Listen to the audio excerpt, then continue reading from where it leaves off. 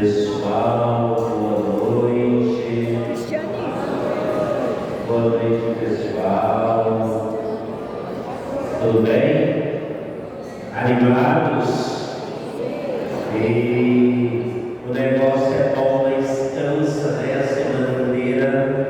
Vocês estão cansados? Eu também estou. Dá uma canseira, dá uma fatiga esse negócio, mas é bom, né? Com alegria a gente estar junto mais uma noite.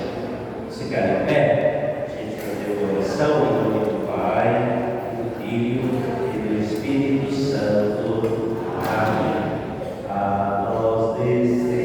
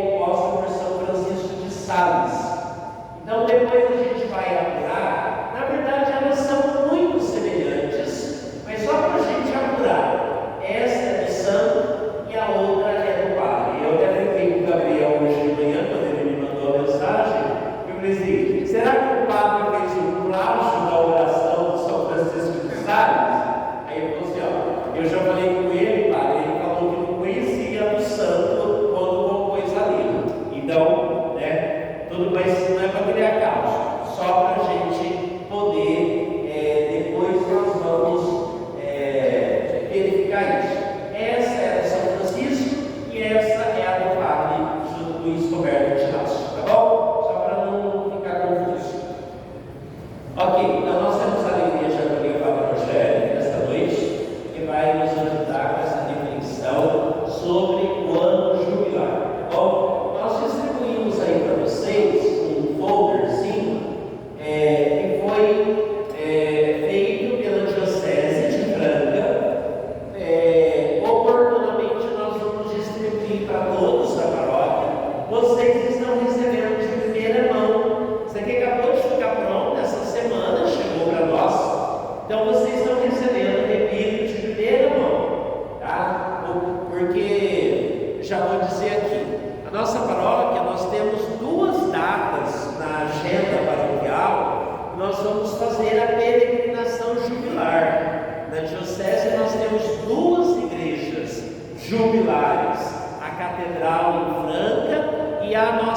Senhora do Carmo em Ituverava. Nós temos duas datas, uma na Catedral Branca e outra na Nossa Senhora do Carmo em Ituverava.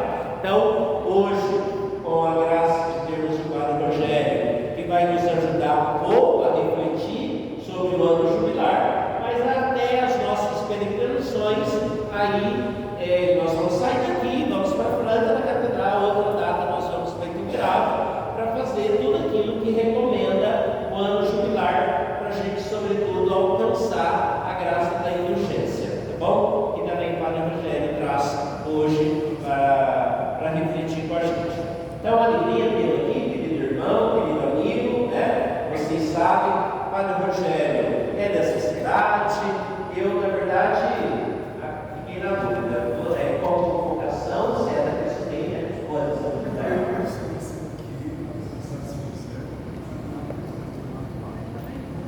Não, só para quando você entrou no seminário, você entrou pela São José. Isso que me deu a dúvida. Então, ele é filho de Orlândia, filho dessa paróquia. Vocês sabem, nós já falamos, nós ordenamos juntos, então a gente fala que a gente é irmão gêmeo, embora eu preto e ele branco, né? Mas de ordenação, nós ordenamos juntos no mesmo dia, claro, na mesma hora, na mesma data, no mesmo ano. Então é uma alegria tê-lo aqui, um grande amigo, um grande companheiro de jornada, de luta, de trabalho nessa diocese, né? Daqui a alguns dias comigo vai fazer 21 anos de padre. Então seja bem-vindo, fique à vontade, a palavra é sua, a casa é sua, esteja à vontade no nosso meio.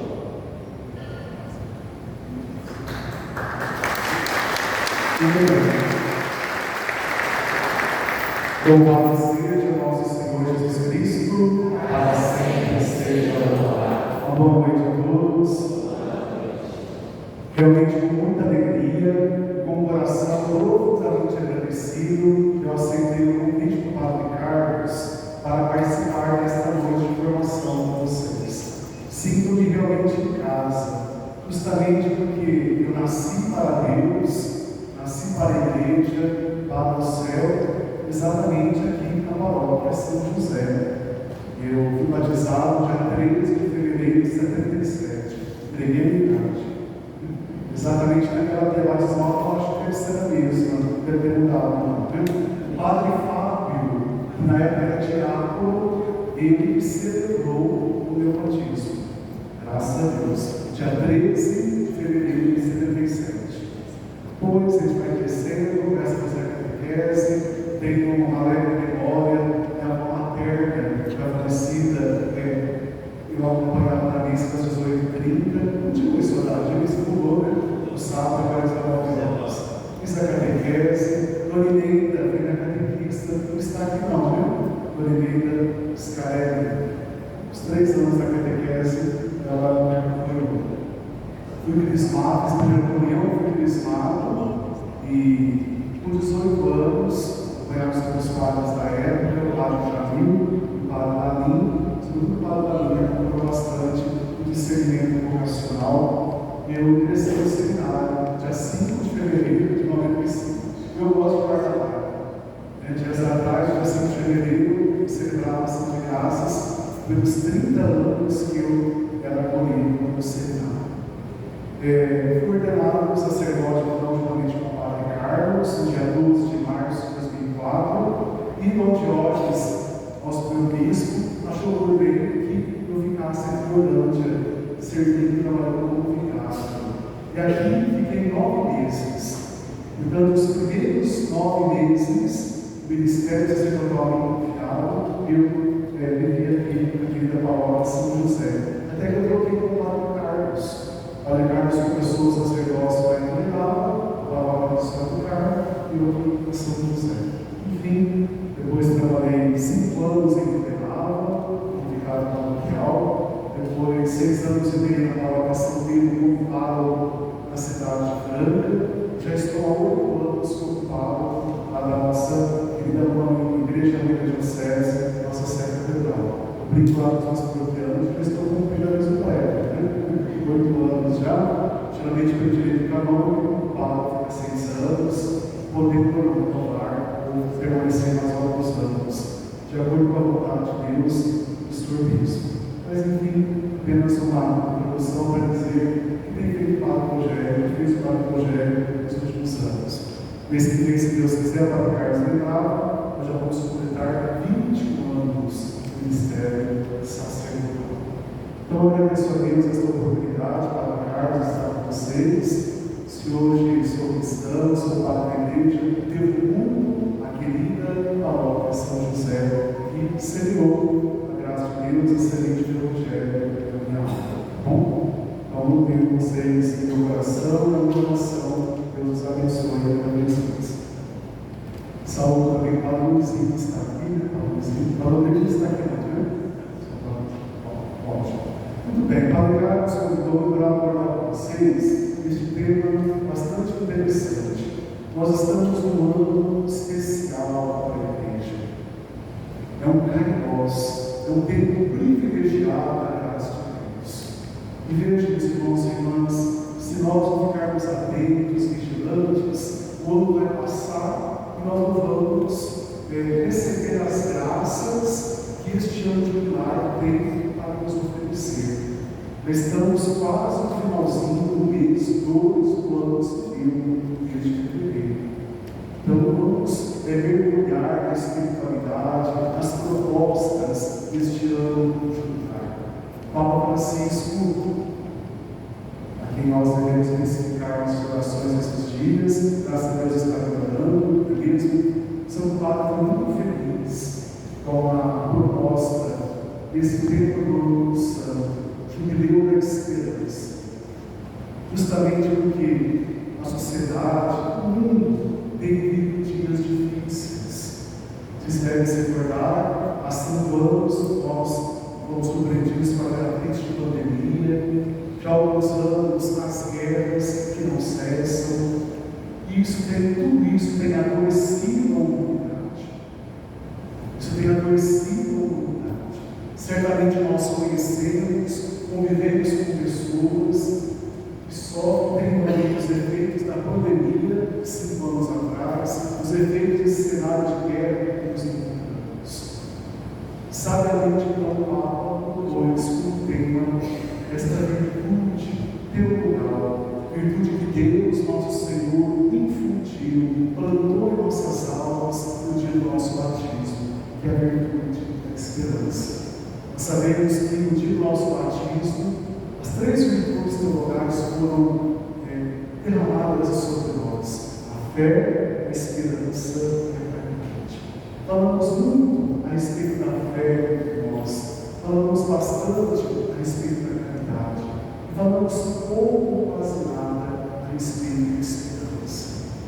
Então, a proposta do Santo Padre é que, sobretudo, nestes dias do ano jubilar 2025, nós cristãos possamos redescobrir a preciosidade que é a virtude da esperança. A esperança é muito mais do que o ser para certo. A esperança é muito mais do que um pensamento positivo. A esperança, a virtude teologal, é muito mais do que algo otimista. É um dom de Deus. A esperança para o cristão, na verdade, é o próprio Deus, é o Filho de Deus. Por isso, este tema Peregrinos da Esperança.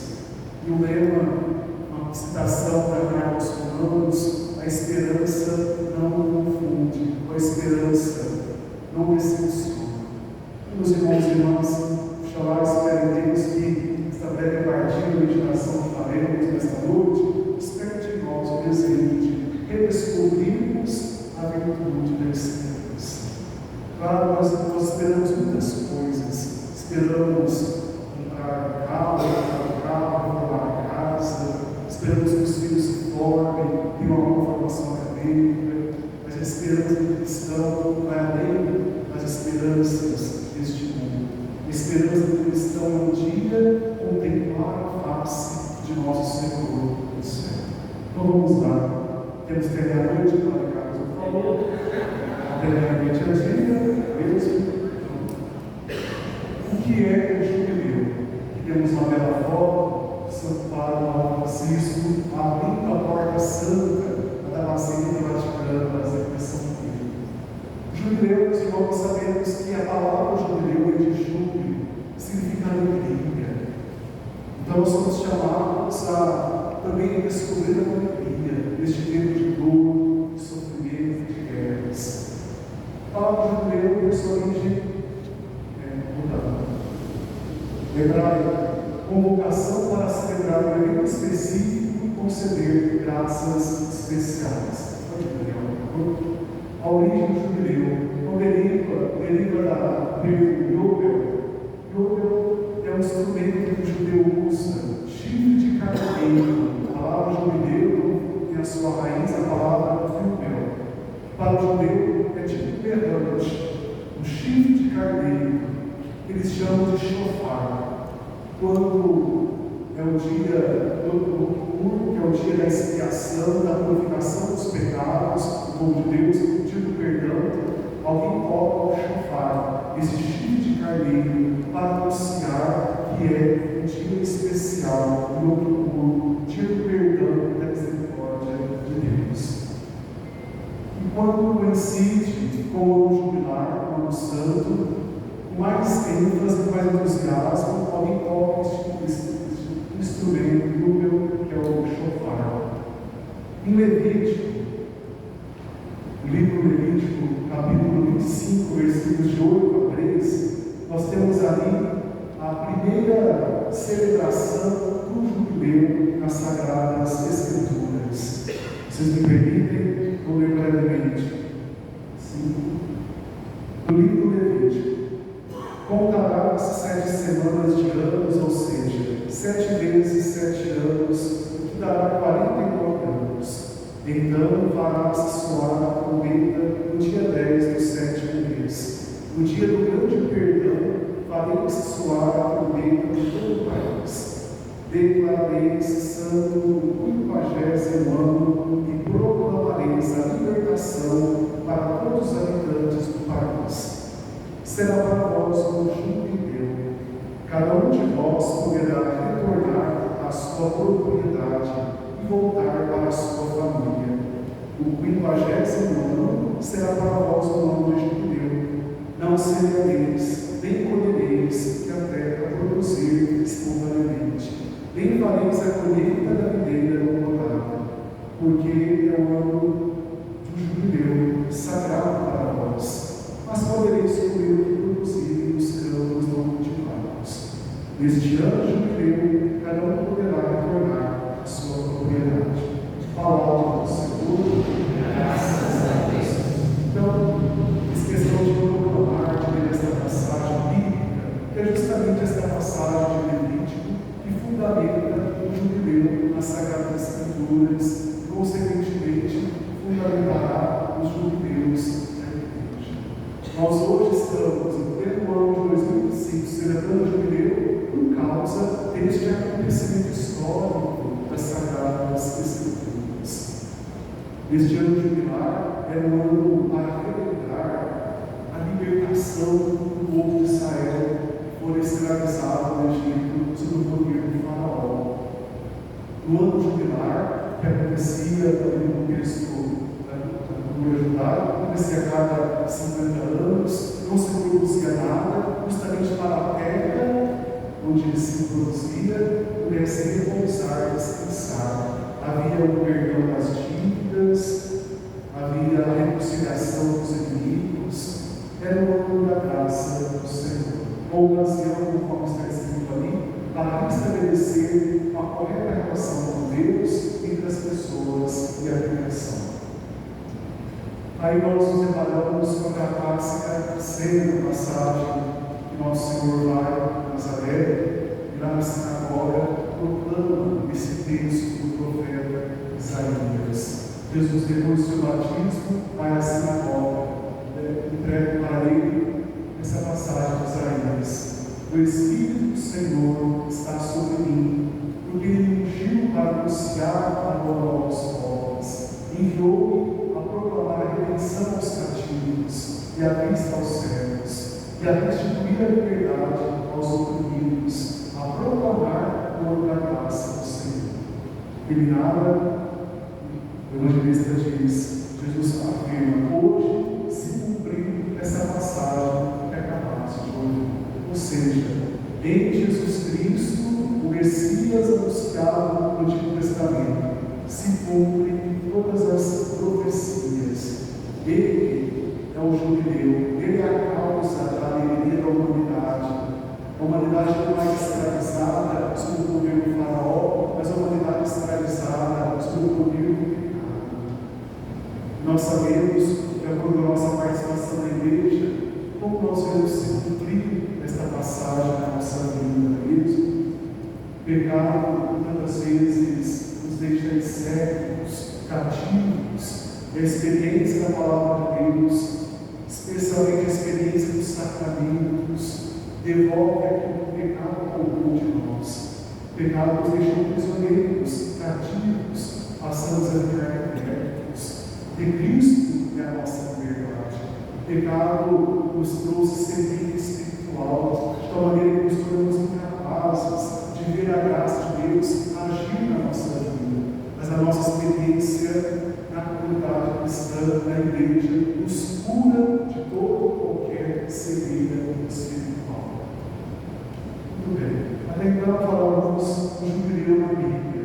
Agora damos um passo, o jubileu na igreja.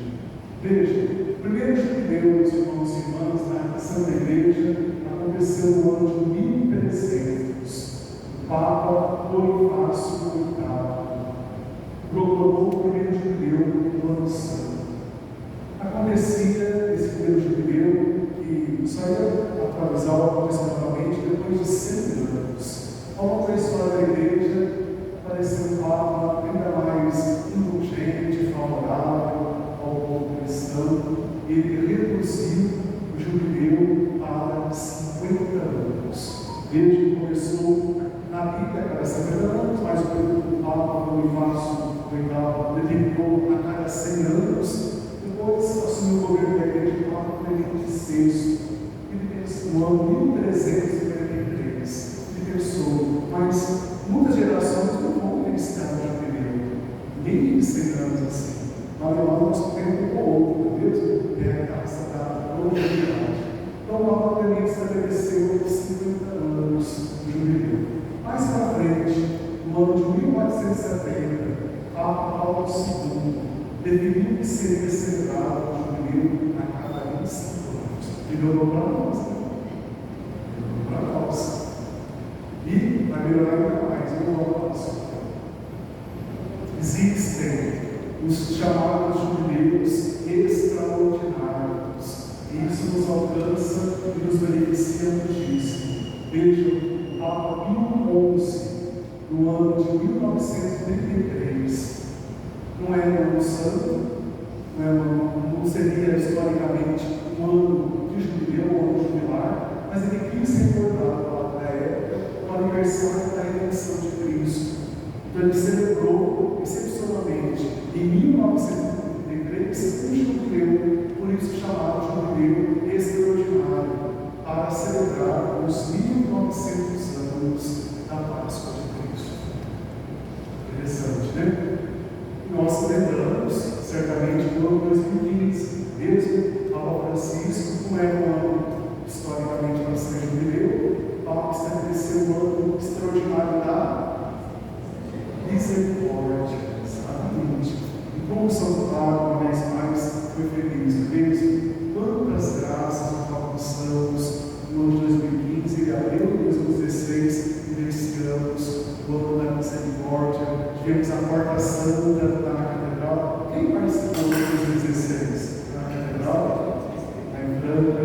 Foi um ano de muita graça, muita misericórdia. A Papa, na época, lançou a ULA, um documento muito bonito. Enfim, nos fez redescobrir a misericórdia de Deus, que alcança e toca as nossas misérias. Houve muitas conversões este ano, este jubileu extraordinário. Muitos jovens voltaram realmente o tempo da graça de Deus.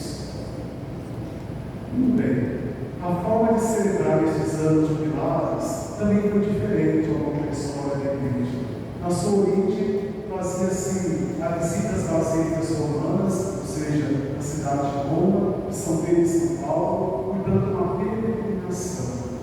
Então, antigamente, o jubileu só era celebrado na sede da Igreja Católica, no Francisco, em Roma. Então, nem todo mundo tinha a graça ou oportunidade até de peregrinar até Roma. Mais tarde, quando você recebeu outros sinais, como a Porta Santa. A respeito da Porta Santa, é preciso dizer uma coisa, espero que ninguém vá embora. Quase diariamente, lá no André, auxiliar na Catedral Livre, somos indagados pelo mundo. Qual das 3 portas aqui da Catedral é a Porta Santa? A gente fala, nenhuma. Nenhuma. No ano de 2016, o jubileu extraordinário, realmente havia uma Porta Santa. Nós passávamos por ela, vocês devem se recordar disso. Mas neste ano santo, de 2005, Papa Francisco não permitiu portas santas fora de Roma. Existem apenas 5 portas santas nas 4 basílicas papais, mesmo Basílica de São Pedro, Santa Maria Maior, São João de Latrão, São Paulo para os Muros e coisas de Francisco, um presídio, uma capilha lá em Roma, o Papa abriu uma porta santa. O Papa diz assim: porta santa é só em Roma. Mas ele deixou para os bispos, para o bispo de cada diocese, determinar as chamadas igrejas jubilares. Portanto, tudo que o povo lá em Roma alcança, nós também alcançamos aqui. Só não tem a Porta Santa. E, na verdade, não tem. A Porta Santa é apenas um símbolo. Porque nós sabemos que a Porta Santa é uma pessoa. Quem? Não é nada. Quem que é a Porta Santa? Jesus Cristo. Ele é a porta que nós devemos, a qual nós devemos acessar para alcançar o reino dos céus. Então está claro para vocês, não tem porta santa. A gente fala sempre lá, mas o povo, mesmo em outras palavras, onde é a Porta Santa? Também tem uma questão no imaginário popular, até um ato mágico. Se eu adentrar ou passar pela Porta Santa, eu vou ser salvo. Meus problemas vão acabar. É assim. Seus problemas acabaram, a organização da Baixada, existe isso. Bom, então não tem Porta Santa. Porta Santa é somente em Roma, aqueles 4 lugares que nós não devemos ter. Oi? Obrigado a Roma? Não, mas como eu falei, o que o povo alcança lá, nós alcançamos aqui. Claro que Roma é Roma, né? Quem tem possibilidade de Roma, chama o lado para vai. Fica lá. Certo? O logotipo do jubileu. Veja, bem moderno, bem estiloso. Nós temos ali no centro do logotipo 4 figuras estilizadas, significando a humanidade dos 4 cantos da terra. Toda a humanidade, peregrinando, percorrendo o mesmo caminho. Primeira pessoa ali segurando a cruz. Tem um mero significado. Cristo, Ele é a nossa salvação. Ele é a Porta Santa que nos faz acessar o reino dos céus. Vejam que as 4 figuras estilizadas ali, indicando a humanidade, indica também a solidariedade, a fraternidade. Ninguém se salva sozinho. A preocupação da salvação pode ser uma preocupação pessoal, individualista. Deus quer que nós sejamos salvos juntos. Daí o sentido de vivermos em comunidade, o sentido de nos amarmos, nos reconciliarmos. O que nos une é mais forte do que nos separa. O que nos une é a graça de Jesus Cristo, é o Espírito Santo, é o magistério da igreja. Olha que significado comigo. Então, a solidariedade e a fraternidade. Depois, aquelas ondas embaixo significam as águas agitadas da vida. Nesta peregrinação que fazemos, na casa do Pai, a eternidade feliz, nós enfrentamos as chamadas vicissitudes, os altos e baixos. Tem dia que é tudo tranquilo, é um oásis na nossa vida. Mas tem dia que é o mar revolto, as tribulações, quem não aceita isso, quem não aceita. Então, nessas águas agitadas da vida, Por isso, a âncora é uma metáfora, um exemplo significativo, é o símbolo da esperança. Jesus Cristo é esta âncora que impede que nós afoguemos diante dos mares agitados, dos nossos problemas, das nossas dificuldades, dos nossos sofrimentos. Depois, ali, peregrinos da esperança, né? Que é o tema, o nome santo. Somos peregrinos. É profunda essa expressão. E eu convido cada um de nós, depois, profundamente, refletir melhor sobre essa expressão. Somos peregrinos. Mas não peregrinamos para o léu, para o nada, para o acaso. Nós peregrinamos com esperança, com a esperança de um dia para todo sempre contemplar a face de Deus. Nós sabemos, os irmãos e irmãs, que na história da igreja, sobretudo nos primórdios do cristianismo, muitos cristãos perderam as suas vidas. Muitos cristãos foram perseguidos, ridicularizados, mais do que no nosso tempo nós somos perseguidos e ridicularizados. O que consolava os primeiros cristãos era justamente a virtude da esperança. Eles acreditavam: olha, nós até podemos perder a nossa vida neste mundo, que é fugaz, que é passageiro, mas nós vamos ganhar a nossa vida para Deus. Nosso Senhor vai dizer no Evangelho: que adianta o homem ganhar o mundo e ganhar a perder a sua alma? Convido de proposta bonita, mas mais do que bonita, profunda, o jubileu da esperança. Nós somos peregrinos, porém não somos quaisquer peregrinos, somos peregrinos de esperança. A nossa esperança é Cristo. Cristo é a nossa âncora, é o nosso porto seguro, que não nos deixa afogar, afundar, repito, nos mares agitados. Depois, eu tenho falado muito na hora, recomendado aos catequistas, todos que nos ajudam. Gente, leia esta bula, que chama a bula O Momento, um livro que o Papa Francisco escreveu. É a cara do Papa Francisco. Este documento que o Santo Padre escreveu é cheio de ternura, de misericórdia, cheio de esperança. Como diz o professor meu, lê-se com aceitável. Quem tiver boa disposição, lá pelo livro. Hoje em dia, em termos de redes sociais, internet, a gente acha o PDF. Eu gosto de ter um livro para que fala, tá? Gente, vale a pena, viu? Repito, é a cara do Papa Francisco. Não é a comissão de bandeira católica, não. Podem comprar, adquirir, vale a pena. Esse, o Papa chamou de bula de proclamação do jubileu ordinário. Jubileu ordinário no ano 2025. É que o Papa coloca as suas motivações, a razão pela qual ele escolheu este tema da esperança. Eu dizia ali o lema: a esperança não decepciona, Romanos 5,5. O Papa, no começo, na introdução do texto, ele diz assim: que este jubileu possa ser para todos um momento de encontro vivo e pessoal com o Senhor Jesus, porta de salvação. Com Ele, com Jesus, que a igreja tem por missão anunciar sempre, em toda parte a todos, como sendo a nossa esperança. Então essa é a proposta do Ano Santo. Dom Paulo, quando abriu o Ano Santo da nossa Diocese da Catedral, ele repetiu as palavras de São Paulo.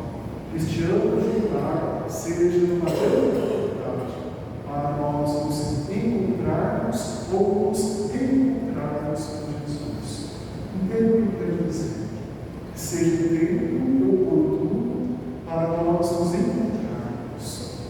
Tem gente, assim, que é de igreja, mas nunca fez um encontro pessoal e profundo com Jesus. Acontece, como acontece. Fiéis católicos que receberam os sacramentos da iniciação da cristã, porém não fizemos um encontro pessoal e profundo com Cristo. O Ano Santo quer ser para estes irmãos, um encontro com o Senhor. Ou então, um encontro. De repente, somos todos nós, assim seja, se é cristãos, já na terceira ou quarta noite de formação, cansados fisicamente, mas vigorosos no espírito, é porque alguma coisa que nos atrai. Não é o Apologéticos para alguma coisa nos atrai. Por que viemos aqui? Porque nós conhecemos Jesus. Nós já fizemos um encontro com Ele.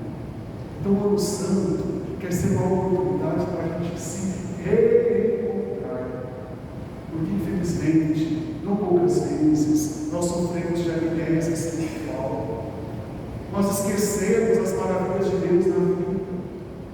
Como o Senhor tem paciência, compaixão de todos nós. Então, esse Ano Santo é para a gente se encontrar com Jesus. Qual o princípio claro aqui? Do encontro ou do encontro?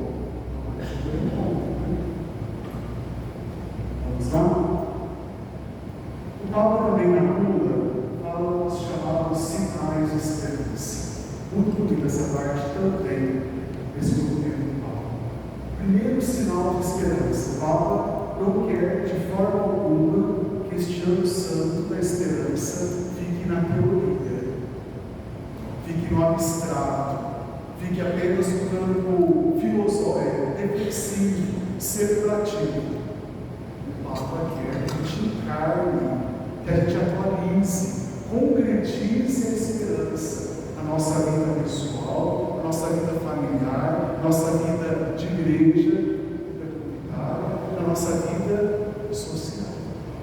Por isso ele dá algumas sugestões.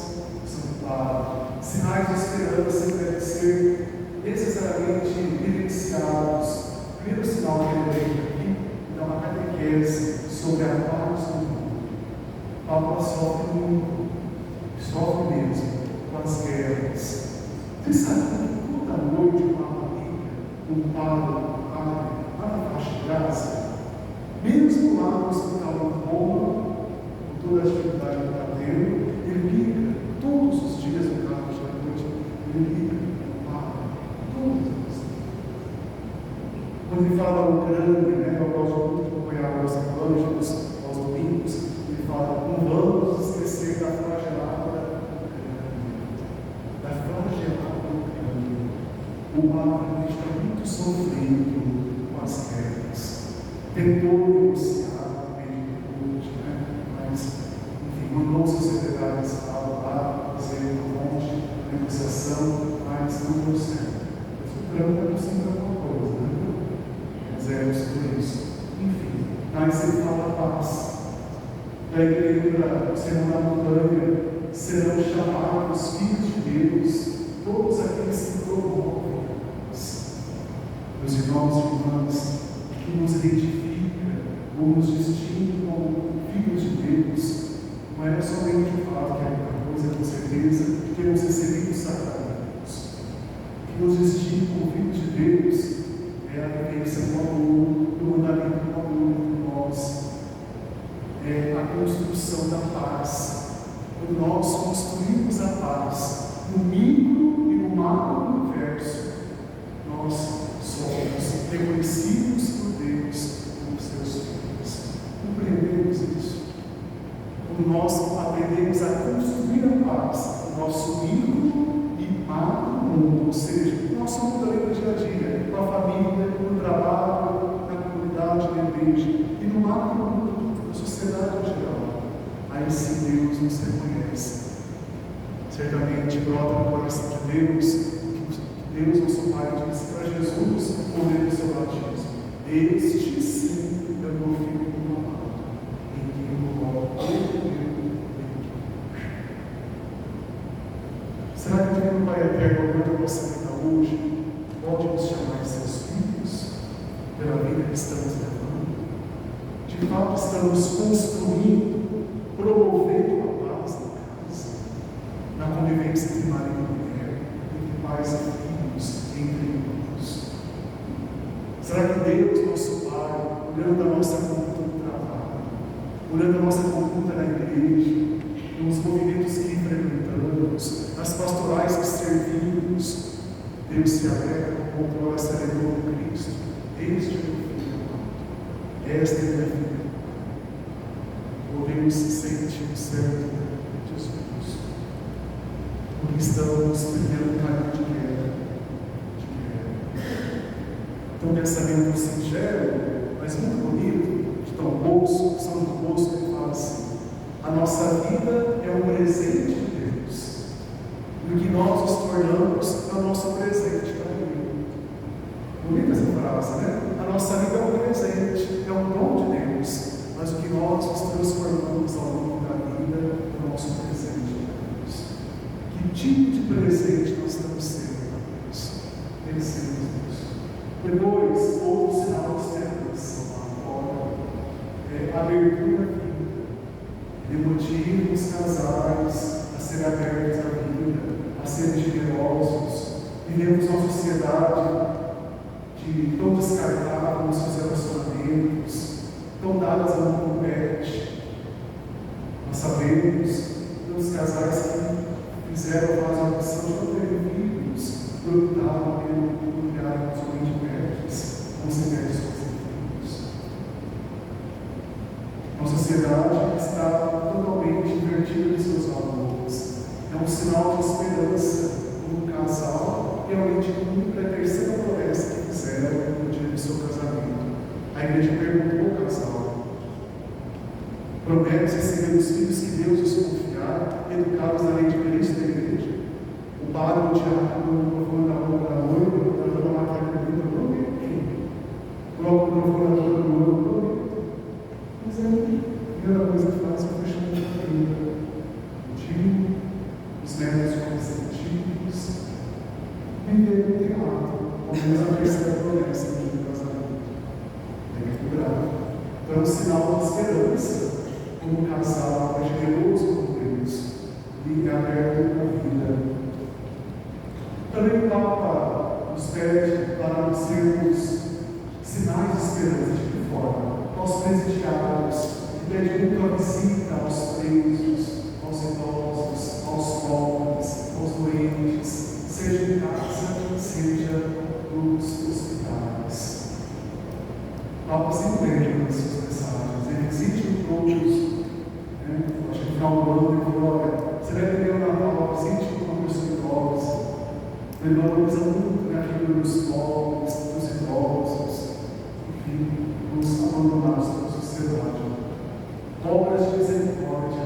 Nós sabemos que existem 14 obras de misericórdia: 7 corporais, 7 espirituais, coisas à frente de você. Sinais de esperança também para os jovens, animar os jovens. Sabemos que hoje em dia está difícil reutilizar a juventude. Então, claro, devemos sim tropeçar, mas também lidar com o jovem, se encontrar com o jovem, também com os migrantes. Outro tema bastante interessante do jubileu do mundo sagrado são as indulgências penais. Mas é verdade, hoje nós podemos. Então, veja, já ouviu falar de indulgências penais? Levante a mão. Sim. Indulgência plenária já tem os outros espiritual da igreja. É uma graça que nós recebemos nessa igreja.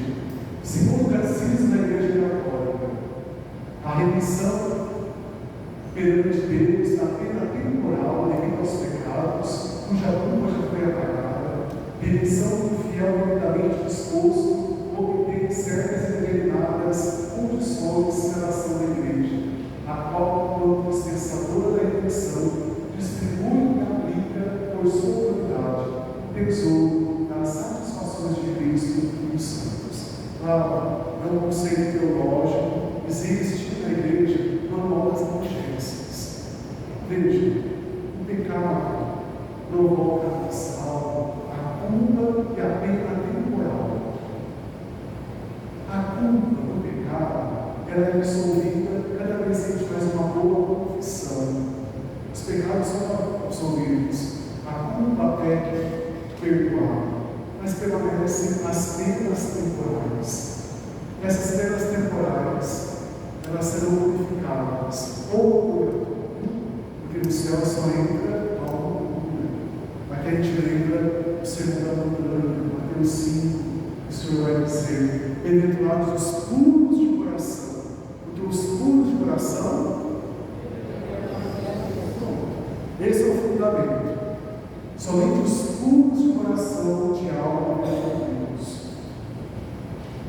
Então, veja, o pecado produz a nossa alma culpa e pena temporal. A culpa é temporal porque ela é uma confissão. Permanece a pena temporal, que é modificada ou no purgatório ou através das indulgências satanas. Por isso, muito nos interessa. Se uma pessoa está ali convalescendo, presta a fazer sua Páscoa, sua passagem deste mundo para Deus e receber uma urgência plenária, entre aspas, ela corre o risco do céu direto. Sim. Porque a pena temporal foi apagada. Deus não nos esquecerá mais. Precisamos estar cientes que o pecado acarreta uma dupla consequência. Eu acabei de dizer. Primeira consequência. O pecado nos priva da comunhão com Deus e, portanto, nos torna incapazes da vida eterna. Este é o grande prejuízo do pecado. Nos afasta da amizade com Deus e pode nos privar da eternidade feliz. Segunda consequência: qualquer pecado acarreta um apego prejudicial às criaturas, que exige purificação, quer aqui na terra, quer depois da morte, o estado chamado purgatório. Esta purificação liberta da chamada pena temporal do pecado. Não está explicitando, nós já tínhamos dito. O sacramento da penitência, que é a confissão, ao ser absolvido, o pecador é perdoado das suas faltas. Ele não está mais privado da comunhão com Deus. Porém, esta deve ser purificada da pena temporal. Está claro isso para vocês? Depois, esta purificação, ela pode se dar após a morte, ou por uma misericórdia de Deus. Ela pode ser apagada, ainda nesta vida, pelas indulgências. Imaginemos um exemplo simples: uma tábua. Essa tábua é a alma do ser humano, toda cheia de pregos. Os pregos são os pecados. Os furos dos pregos produzidos são as penas temporais. Confessar é tirar os pregos do pecado da nossa alma. Mas tirando os pregos dos pecados da nossa alma, ficam os furos, as sequelas, as consequências do pecado, as penas temporais. Essas penas temporais são purificadas ou nesta vida nas indulgências temporais. Então, vamos aproveitar as indulgências temporais. Nós podemos lucrar a indulgência para nós, ou então para o alma do purgatório. O detalhe importante: nós lucramos a indulgência plenária para os pecados já confessados e absolvidos. Por isso, nós precisamos nos confessar para lucrar a indulgência plenária. Mas, Padre, de onde vem tudo isso? Vem da igreja. Isso é fruto dos méritos da paixão, morte e ressurreição do Senhor e dos santos e santas. Nosso Senhor confiou ao apóstolo Pedro o governo da sua igreja. Tu és Pedro, sobre esta pedra vou construir a minha igreja de mundo. E o Senhor disse a Pedro: Pedro, Pai, que você ligar aqui na terra, eu vou ligar no céu. Que você desligar aqui na terra, eu vou desligar no céu. Por isso, o Papa Francisco, que se não vai lembrar é o Papa de número 265, é o Pedro, nosso Pedro, se determina as indulgências plenárias a ser um santo, isso alcança o coração de Deus e está de acordo com a vontade de Deus, da unidade de Cristo. Santa Catarina de Sena falava que o Papa é o doce Cristo aqui na terra. Então, eu dizia que somente lá em Roma tem 4 portas santas, mas aqui na Diocese de Franca nós temos 2 igrejas jubiladas. E necessariamente nessas 2 igrejas jubiladas nós podemos alcançar o que o Papa está tentando explicar aqui na frente: a indulgência plenária. Resumindo é isso: na confissão temos os pecados perdoados, a culpa perdoada. Com a indulgência plenária, as consequências do pecado são perdoadas, purificadas. De tal maneira que, se a gente exercer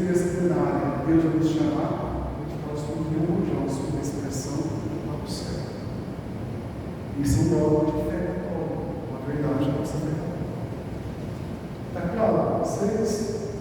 Se tiverem dúvidas, amanhã eles marcam já no horário marcado, porque, concordo com vocês, não é fácil a gente compreender assim, no meu momento, as emergências. É tão grande esse tesouro, é um oceano de bondade de Deus. Então, ele é profundo mesmo. Estou tentando explicar com muita simplicidade aqui, até com a minha argumentação. Mas, essencialmente, urgência plenária é isso. Repito, na confissão, a culpa é perdoada. Quando urgência plenária, as consequências do pecado, chamadas penas temporárias, são purificadas. E assim nos encontramos dignos de contemplar a face de Deus no céu. Certo?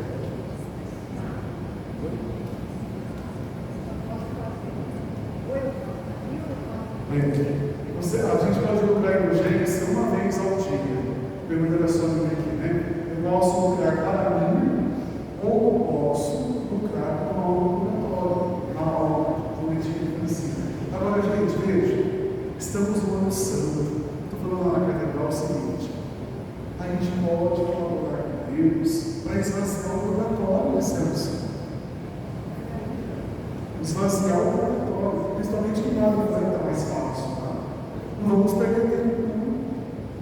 Se eu sei que uma pessoa está sofrendo uma doença grave, eu tenho acesso ao remédio para curar essa pessoa, não uma forma de caridade, não providenciar um remédio, lá em casa meu irmão do coração, eu sei que ele está enfermo, e eu conheço um médico lá em Franca que tem um remédio de graça, que cura a doença do Padre Carlos. Eu vou ficar de braço cruzado com o meu irmão sofrer. Uma situação simples. As almas do purgatório, pelo menos, sofrem no purgatório. Elas estão se purificando. Eu tenho um remédio para elas. O remédio para elas se chama indulgência plenária. E eu posso colocar essa indulgência todo dia. Por que eu não faço isso? Para a gente pensar. Bom, as condições para alcançar a indulgência plenária são 3, existe uma quarta. Uma boa confissão, não necessariamente no dia que vai visitar a igreja de pilar. Dias antes ou dias depois da visita à catedral ou à igreja lá no funeral. Fazer uma boa confissão. Receber a Sagrada Comunhão. E rezar as intenções do Papa. Os documentos da igreja que falam, nós precisamos ter desapego ao pecado, inclusive ao pecado, detestar o pecado. Nós sabemos que ninguém é feliz do pecado, é uma ilusão do demônio. Uma ilusão do demônio tentando plantar no nosso coração de que pecando, afastados de Deus, nós seremos felizes. É um grande engano do demônio. Eu vejo essa vida da igreja, devemos ter um desapego. Claro, não é fácil, mas nós podemos e devemos pedir essa graça ao Senhor. Senhor, eu não quero mais que eu sofrimento. Dá-me um sincero desapego. Dá-me um sincero detestar. Se a gente pede com humildade, meus irmãos, Deus concede. Quem bate a porta de Deus através da oração, essa porta é aberta, essa prece é atendida. Concorda ou se importa? Concorda ou se importa? Concorda. E acorda, hein? Estou 3 horas para meia-noite. Certo? Maneiras de obter indulgência este ano santo. Vamos lá, estamos terminando. Através de peregrinações, seja na Catedral de Franca, seja na paróquia do São Carlos, na cidade de Uberaba, participando lá da missa, ou de uma celebração da palavra, ou rezando a liturgia das obras, na Catedral de Uberaba, rezando a Sacra, o Santo Rosário, participando de um rito penitencial. Também visitas piedosas em lugares sagrados. Guardem isso. A indulgência é alcançada por nós como comunidade, juntos, mas também que vai individualmente. Indo à Franca do Uberaba, mesmo sozinhos, vocês podem alcançar a indulgência plenária. A visita às igrejas de individuais, pode ser comunitária ou individual. Visitas comunitárias ou individuais. Olha, entende? O Papa está sendo muito generoso. Ao comprar essa Então, essa daí é uma dúvida. Sim. Eu posso ir na catedral, não precisa ser numa hora que tenha missa. Eu posso ir, chegar lá com essa intenção, rezo a via sacra. Isso. Você alcança a gente. Porque lá é uma igreja jubilar. Adoração aos santíssimos, se você ficar meia hora aos santíssimos, você tudo necessitado. É uma dúvida muito pertinente mesmo. Dentro da missa.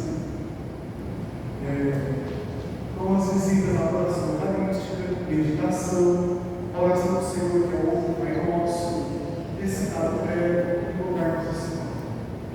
Depois, a gente não tem urgência da igreja, praticando as obras de misericórdia.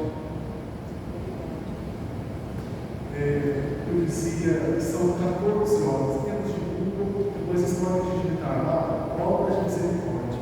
Da comida que tem fome. Tem nos vitrais da nossa vocês têm, nós temos aqui nos vitrais, são os obras de misericórdia. Bom, vocês vão relaxar. Também não participar de ações espirituais, exercícios espirituais. Eu vou falar da obra de misericórdia, visitar as pessoas necessitadas. Uma visita que a gente faz ao enfermo, ao doente, ao idoso, a gente tem muita urgência para e no lugar de igreja jubilar, está vendo? O Papa foi muito generoso, viu? O Papa foi muito generoso, eu dizia, para trás, que fiz a pergunta. Agora que não vem, vocês têm a ver, mas olha a aprovação que o Papa está enfrentando. Ele escancarou as portas da misericórdia, da esperança para a igreja. Não tinha pensado nisso. Olha a aprovação do Santo Papa. Ele está abrindo o céu para a gente. Está facilitando as coisas. Só as devidas proporções aí, né? Está mais generoso com Nossa Senhora, que facilita as coisas para a gente, né? Nossa Senhora dá jeito para tudo. Lembra o Alto da Compadecida, um por dois, eu não gostei não. Aquela cena do juízo no final, Fernanda Montenegro, magistralmente lembra da Nossa Senhora, né? E ela facilitou a vida do personagem que esqueci o nome, né? Vocês lembram desse filme? O Alto da Compadecida, ali no finalzinho do filme, expressa o juízo final. Nossa Senhora é semelhante àquela cena. Intercede, facilita as coisas. Jesus é mais firme e ela é toda generosa. E parece que o Papa é mais generoso que Nossa Senhora esse ano santo. Leio, vocês entendeu o que eu estou tentando dizer. Iniciativas previdenciais, especialmente as sextas-feiras, que está chegando, parece. Importante nesses dias de carnaval, para a gente perder tempo no carnaval, a gente já começa a elaborar e pensar nosso plano de vida quaresmal, as penitências, as sextas-feiras, jejum na abstinência, norte dos pobres, apoiar obras religiosas ou sociais, apoiar obras em defesa da vida, também de urgência, até que ajuda na defesa da vida, obras em defesa da vida. Dedicar tempo ao voluntariado, quando tem muito alto, né? E realmente muitos voluntários nos hospitais. Sério, longe. É isso. Depois da oração final, quem perguntar alguma coisinha, para trás também. Por favor.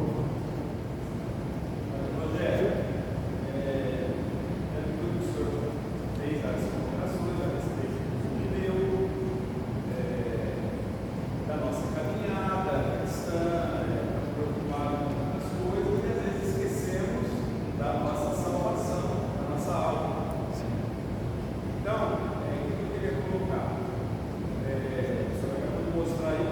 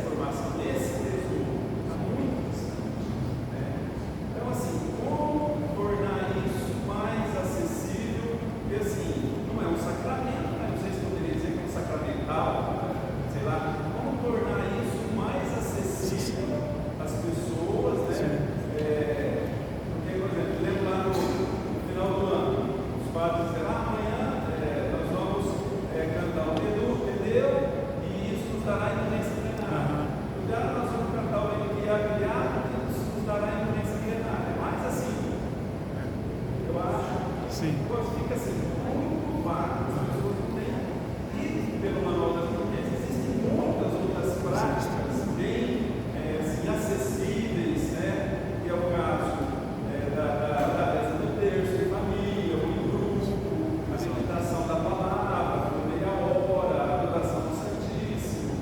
Chega na semana dos finados, toda semana você pode ter, claro, tem somente para as aulas do purgatório, mas assim, como tornar isso acessível para as pessoas, sempre esse grande tesouro, e disso depende a nossa salvação.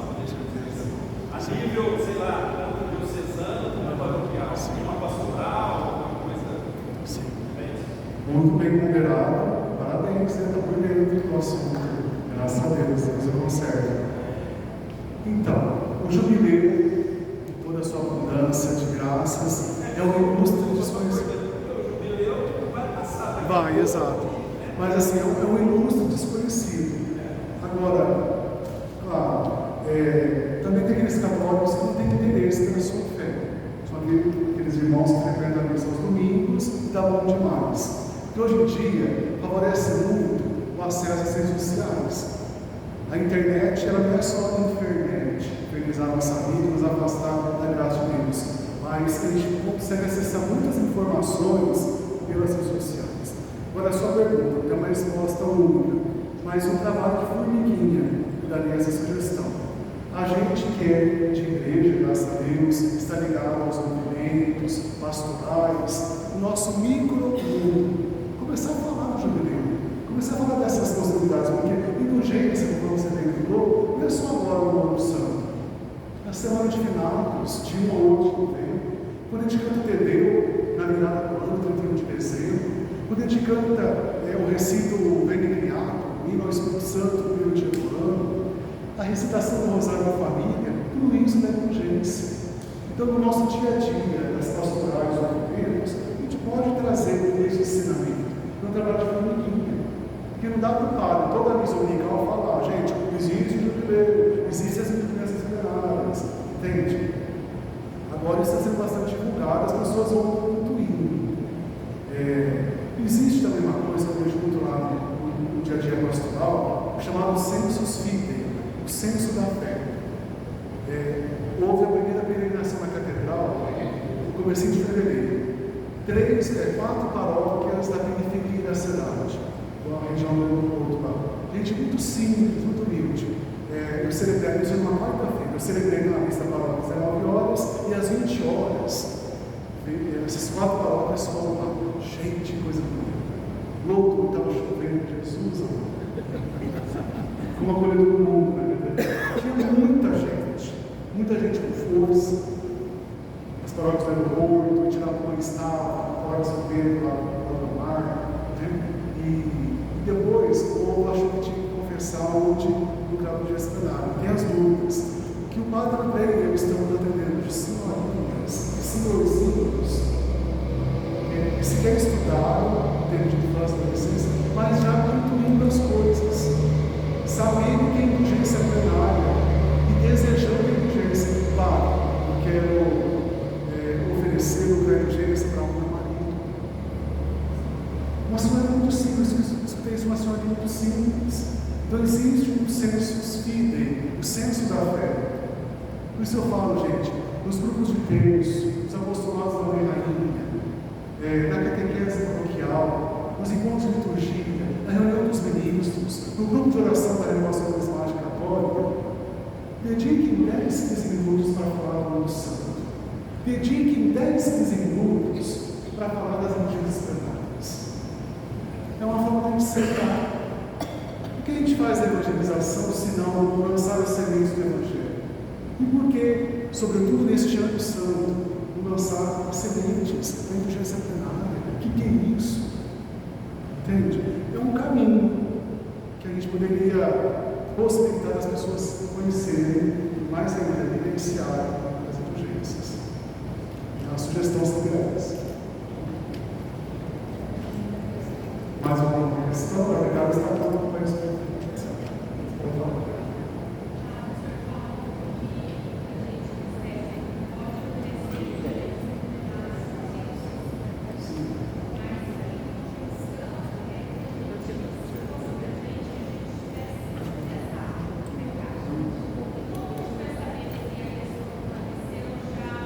cerveja do povo, né? Essa pergunta parece muito.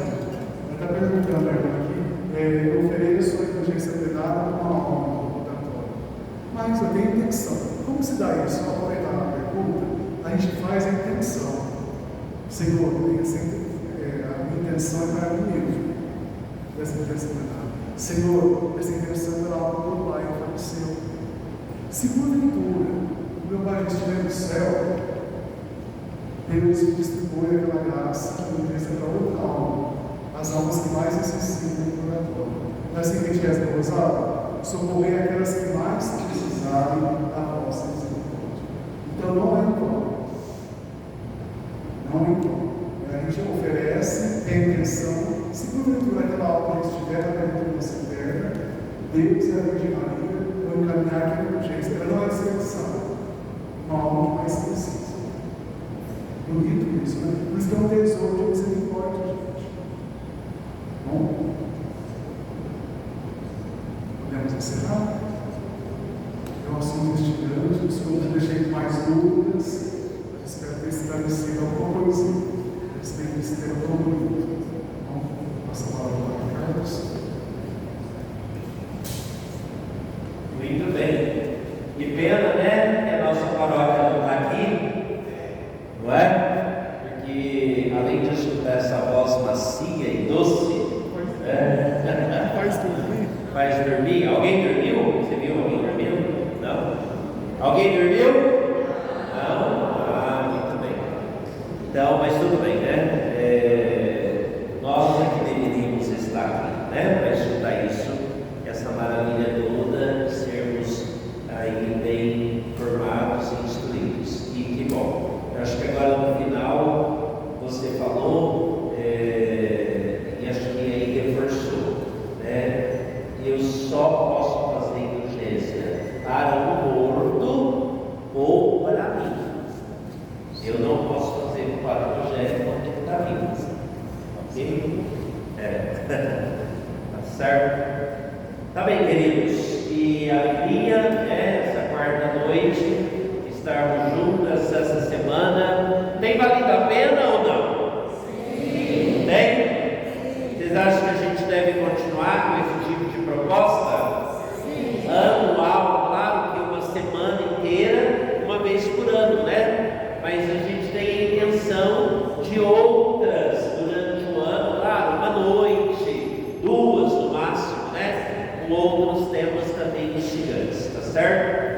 A respeito do jubileu, como eu falei, nós temos duas datas agendadas na agenda paroquial, onde nós vamos até as igrejas jubilares. Mas também, conforme o Padre Rogério disse muito bem, como que o Papa escancarou as portas, né? Porque não é só ir numa igreja jubilar, que também por isso que eu acho que ele tirou a Porta Santa, né? E nós ficamos com a ideia da Porta Santa, até há poucos dias nós estávamos nessa dúvida, nós aqui na Forania e etc, né? E não tem Porta Santa, né? Porque nós ficamos com a do ano 2015 e do ano 2000, né? Mas esse ano não tem Porta Santa. Também por isso, né? Posso ir em tantos outros lugares alcançar a graça da indulgência. Tá certo, amanhã nossa missa de encerramento da semana de formação às 19, ok? Eu sei que de repente para alguns, por causa do trabalho, dos compromissos, é mais complicado às 19 do que às 20, mas vamos fazer um esforço. A missa de encerramento será às 19 horas na matriz. E depois da missa nós vamos vir para o salão para uma confraternização.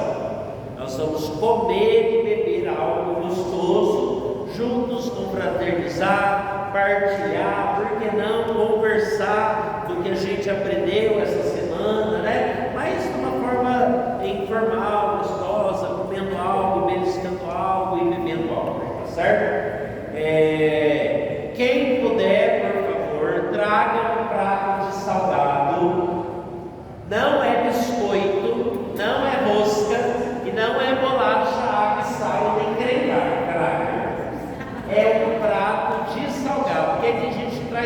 saquinho de biscoito. Não, não é isso. É um prato de salgado, tá certo? Pastel, quibe, coxinha, risole, esfirra, uma torta de sardinha, pode ser, mas um prato de salgado. Não é biscoito, não é bolacha e não é ciquilinho. É um prato de salgado, tá bom? Nós vamos entrar com um pouco de salgado e o refrigerante, a água por nossa paróquia. Mas quem puder um prato de salgado, por favor, nos ajude. Você traga um prato de salgado. Pode ser? Ok. Aí seria conveniente chegar um pouquinho antes da missa começar e já deixar o salgado aqui no salão, tá? A gente vai organizar para ter alguém aqui acolhendo isso e já vai organizando para nós antes da missa, ok? Tá bem, agradecer ao Padre Rogério mais uma vez pela sua presença, pela sua generosidade. Realmente ele foi assim, pronto. Padre, pode vir falar sobre o ano jubilar. Já dei direto esse tema para ele. Não tem opção dele escolher tema, né? Eu vou, Carlos, tal dia, pode marcar. Né? Então, muito obrigado.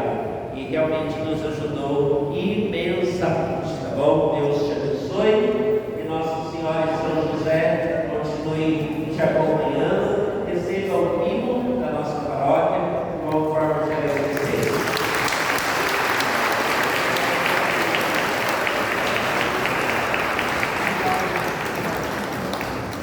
Ave Maria, cheia de graça, o Senhor é convosco. Bendita sois vós entre as mulheres, bendito é o fruto do vosso ventre, Jesus. Santa Maria, Mãe de Deus, rogai por nós, pecadores, agora e na hora de nossa morte. O Senhor esteja convosco. Abençoe-vos o Deus Todo-Poderoso, Pai, Filho e Espírito Santo. Tenham todos uma ótima noite, bom